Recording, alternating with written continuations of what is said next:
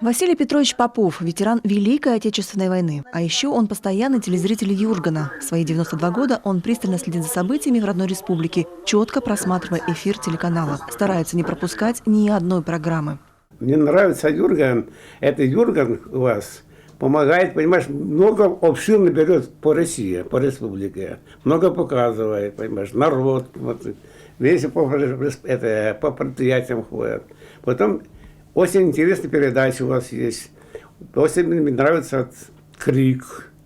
Вот, особенно вот я часто смотрю Крик.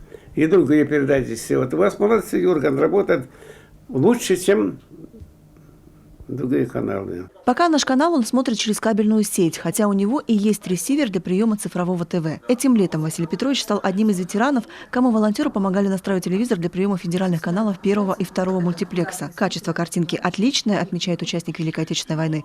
Да только среди 20 телеканалов Юргана не оказалось, а без него как без рук. Впрочем, совсем скоро все изменится. Уже с 29 ноября наш канал войдет в первый мультиплекс. Начнет вещание на частотах общественного телевидения России. 5 часов в день, 3 утром и 2 вечером. Замеры конца 2018 года показали, что эфирное телевидение смотрит очень малый процент населения. Но, тем не менее, это тоже процент, это тоже люди, которые должны знать о том, что происходит в Республике Коми. Именно для них сейчас будут организованы вот эти включения. Единственный момент, что там не будет передач на коми-языке, потому что вещательная лицензия ОТР не позволяет вещать на языках народов нашей страны. Но, тем не менее, я думаю, что в ближайший год этот вопрос будет проработан. Помимо эфирных врезок в ОТР, Юрган продолжит вещать как самостоятельный телеканал во всех кабельных сетях Коми, а также в спутниковом ТВ, Триколор и Телекарта, IP-телевидение, Ростелеком и ТТК, в интернете и на ОТТ-платформах Яндекс.ТВ, Лайм HD, Пирс ТВ и Бонус ТВ. Таким образом, вещание в ОТР станет необходимым дополнением. Сегодня суммарно потенциальная аудитория канала более 35 миллионов человек по всей стране. И в скором времени за счет эфира на частотах общественного телевидения России она возрастет.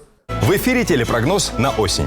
На территории страны установился уверенный прием цифрового телевидения, а уже в конце ноября в цифровом эфире появятся и программы региональных телеканалов. Они станут доступны утром и вечером на канале ОТР. Развертывание всей необходимой инфраструктуры уже завершено. Этой ночью в нашей республике пройдут финальные технические работы. После них завтра утром некоторым зрителям цифрового ТВ, возможно, потребуется перенастроить приемное оборудование, будь то ресивер или сам телевизор.